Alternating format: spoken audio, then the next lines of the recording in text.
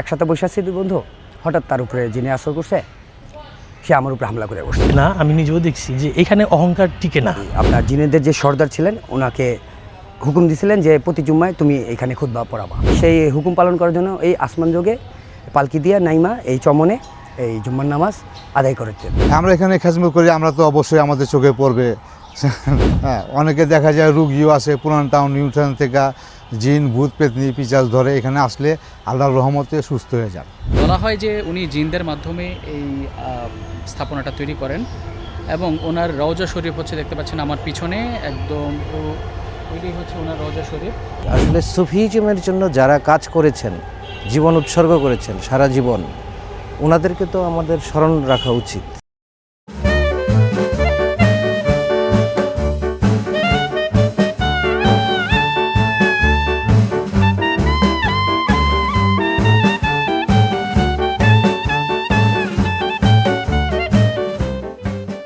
হাজী খাজা শাহবাজ মসজিদ বাংলাদেশের অন্যতম প্রাচীন ও ঐতিহাসিক মসজিদগুলোর মধ্যে একটি। এটি ঢাকার শাহবাগ এলাকায় বর্তমান সরোয়ার্দী উদ্যানের কাছে 3 নেতার মাঝের সংলগ্ন এলাকায় মুঘল আমলের স্থাপত্য ঐতিহ্যের একটি গুরুত্বপূর্ণ নিদর্শন। এই মসজিদটি নির্মিত হয় 1679 খ্রিস্টাব্দে মুঘল শাসন আমলে। এর প্রতিষ্ঠাতা ছিলেন হাজী খাজা শাহবাজ খান, যিনি ঢাকার একজন ধনী ব্যবসায়ী ও সুফি ব্যক্তিত্ব ছিলেন। তিনি মসজিদ নির্মাণের পাশাপাশি নিজের সমাধি কোথায় হবে সেটিও নির্মাণ করে এবং নির্দেশনা দিয়ে গেছেন। আমার পিছনে যে স্থাপনাটি দেখতে পাচ্ছেন, এই স্থাপনাটা তৈরি হয় প্রায় 350 বছরের আগে, কেউ কেউ বলে প্রায় 400 বছর আগে এটা নির্মাণ করা হয়। এটা নির্মাণ সময়কাল ছিল আওরঙ্গজেবের আমলে। তখন তার ছেলে ছিল প্রিন্স মাহমুদ। প্রিন্স মাহমুদের সময় উনি এখানকার সুবেদার হিসেবে তখন ছিলেন। তখনকার সময়ে এই মসজিদটা নির্মাণ হয় এবং এই মসজিদটা নির্মাণ করেন শাহবাজ রাদিয়াল্লাহু আনহু। এবং আমার নাম মোহাম্মদ রাশেদ হোসেন স্বপন, সিলসিলাতে জি। এখন আমি 7তম বংশধর। শাহবাজ রহমতুল্লাহ এখানে আসার পর থেকে আমাদের বংশ পরম্পরা ওনার সাথেই ছিলেন না, আমরা ওনার বংশধর, আমরা ওনার খেজমতদার। হযরত হাজী খাজী শাহবাজ রহমতুল্লাহ ইয়ামেন থেকে আসার পরে টঙ্গী তুরকনীতি তার বাসস্থান ছিলেন। অবশেষে ঘুরতে ঘুরতে এটা পাহাড় পর্বত টিলা ছিল, ভাগ ভাল্লুকের ভয়ও ছিল। উনি কোরআন তেলাওয়াত করতেন, উপর দিয়ে জিন যাতায়াত করতেন। যাতায়াত পরে নেমা এসে ওনার মুরিদ হওয়ার পরে উনি এই মসজিদটা জিন দ্বারাই তৈরি করেন। পাশে তার রওজা শরীফ, উনি ওইটা জিন দ্বারাই মানে তৈরি করেন। জিন 5 ওয়াক্ত নামাজ পড়ে, 5 ওয়াক্ত জি, জোহর আসর মাগরিব এশা ফজর সবসময় থাকে। আমরা এখানে খেজমত করি, আমরা তো অবশ্যই আমাদের চোখে পড়বে। বলা হয় যে উনি জিনদের মাধ্যমে এই স্থাপনাটা তৈরি করেন এবং ওনার রওজা শরীফ হচ্ছে, দেখতে পাচ্ছেন আমার পিছনে একদম, ওইটাই হচ্ছে ওনার রওজা শরীফ। ওখানে আমি এখানে প্রায় 8-10 বছর যাবৎ নামাজ পড়ি। এটাকে আমরা জানি জিন মসজিদ হিসেবে বলা হয়। এমনি নাম হচ্ছে হাজী শাহবাজ রহমতুল্লাহ আলাইহি, ওনার রওজা মোবারক এখানে আছে। আমরা এখানে অনেক বছর যাবৎ এখানে আমরা জানি যে জিন নামাজ পড়ে, আমরা শুনে আসছি মুরব্বীদের মুখে। এটা 400 বছরের আগের মসজিদ বলা যায় এটাকে। আমি এখানে সিডরের সময় আসছি, সারা ঢাকা শহরে যখন কারেন্ট ছিল না, এই মসজিদটাতে কারেন্ট ছিল। মসজিদে আমি এখানে নামাজ পড়ছি, অজু করে নামাজ পড়ছি। আসার সময় গাছ টাছ ওলট পালট দেখছি ঝড় তুফানের সময়, কিন্তু এই মসজিদটাতে কারেন্ট ছিল তখন, আমি নিজে দেখছি স্বয়ং। আর এখানে তো এমনিও লাইট পাখা নাই এই মাজারের ভিতরে। যতটুকু আমি জানি আর কি, যে ধরেন শরফুদ্দীন চিশতিয়া যখন মানে গৌরগোবিন্দর বিরুদ্ধে যখন 360 জন ওলি আসছে বাংলায়, তখন জয়লাভ করার পর শাহজালালের মারফত যে উনি বললো যে আপনারা যেখানে পারেন ইসলাম প্রচারের জন্য বের হয়ে যান।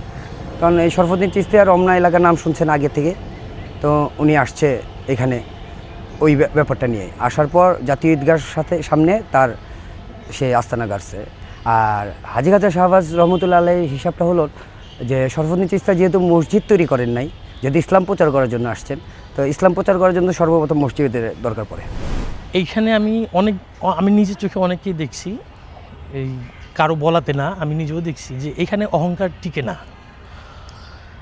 আল্লাহ হুকুম কিছু জিনিস তো মানতে হয়। আমরা যে তাই বলে যে মাঝে সিজদা করব বা আল্লাহ যেন এগুলো আমাদের নাফরমানি কোনো কাজ না করায়, কিন্তু যেটা ইবাদত, হ্যাঁ আসছি জিয়ারত করব চলে যাব, এইটাই, এর চেয়ে বেশি কিছু না। সেটাই আমরা উসিলা হিসেবে আমরা চাইতে পারি যে ওনার উসিলায়, হযরত শাহবাজ রহমতুল্লাহ আলাইহির উসিলায় আমরা যা চাইছি আশা করি পাইছি।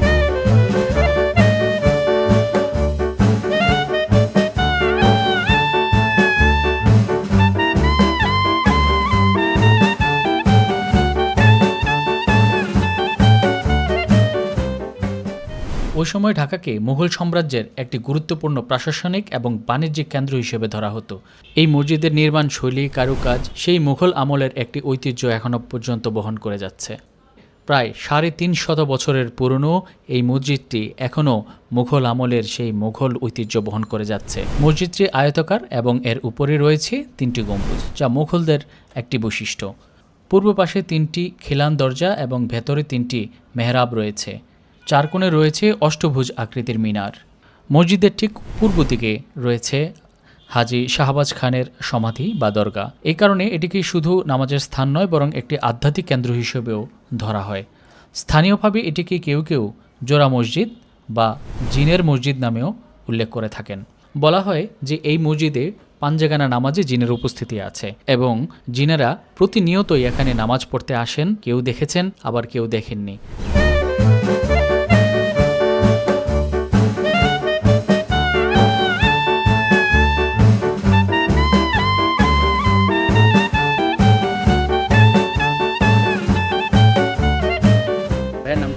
আমার নাম Syed Abu Al Mamun, advocate, Bangladesh supreme court.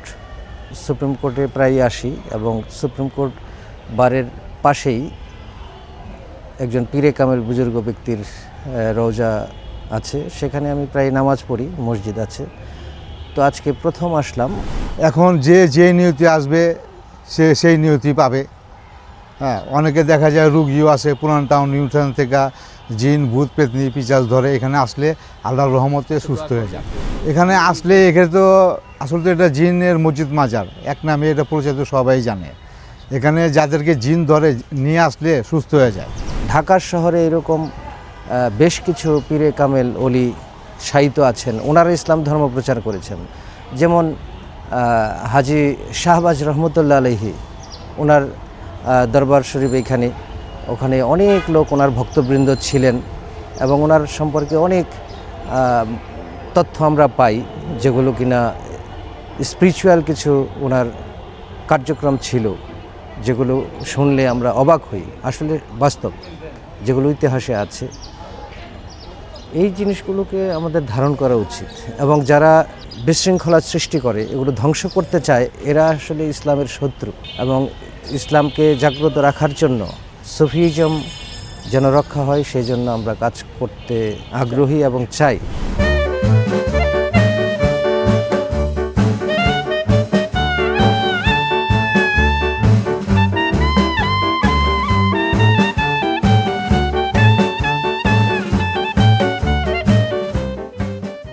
আমার কাছে খুব ভালো লাগলো এবং পরিবেশটা খুব ছিমছাম এবং মনোরম, অন্যরকম একটা অনুভূতি। আসলে সুফিজমের জন্য যারা কাজ করেছেন, জীবন উৎসর্গ করেছেন সারা জীবন, ওনাদেরকে তো আমাদের স্মরণ রাখা উচিত এবং ওনাদের পথ ধরেই, ওনাদের নির্দেশনা আমাদের মেনে চলা উচিত। ওনারা তো কোরআন এবং হাদিসের বাইরে কথা বলেননি।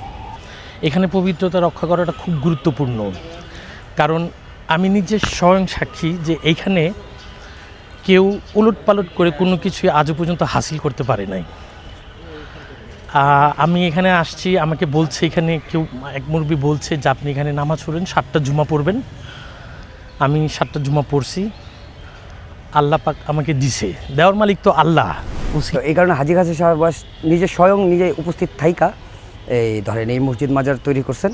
তখন তো মানুষের চলাফেরা ছিল না, এখানে জঙ্গল ছিল, বিশাল বিশাল জঙ্গল ছিল, গাছ ছিল, পশু পাখি ছিল, বিষাক্ত সাপ ছিল, তো মানুষ থাকার কোনো সম্ভাবনা ছিল না। এই বাংলায় কোনো মুসলমান ছিলেন না, মানে এই জায়গার নাম ছিল রমনা, এই রমনায় কোনো মুসলিম ছিলেন না। ওনার হাত ধরেই এই যে মুসলিমের সৃষ্টি আমাদের এই রমনায়। আর জিনেদের ব্যাপারটা যেটা বললেন, তখন তো মানুষ ছিল না, জিনেরই নামাজ পড়তেন তার পিছনে।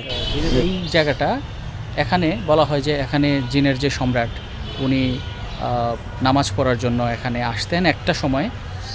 কোনো এক সময় মানে যখন শাহবাজ রাদিয়াল্লাহু আনহু যখন জীবিত ছিলেন, উনি যখন নামাজ পড়াতেন শুক্রবার, ওই সময়টাতে ঠিক এই জায়গাটাতে নামতো এবং তখন জুমার নামাজ পড়ে উনি আবার চলে যেতেন।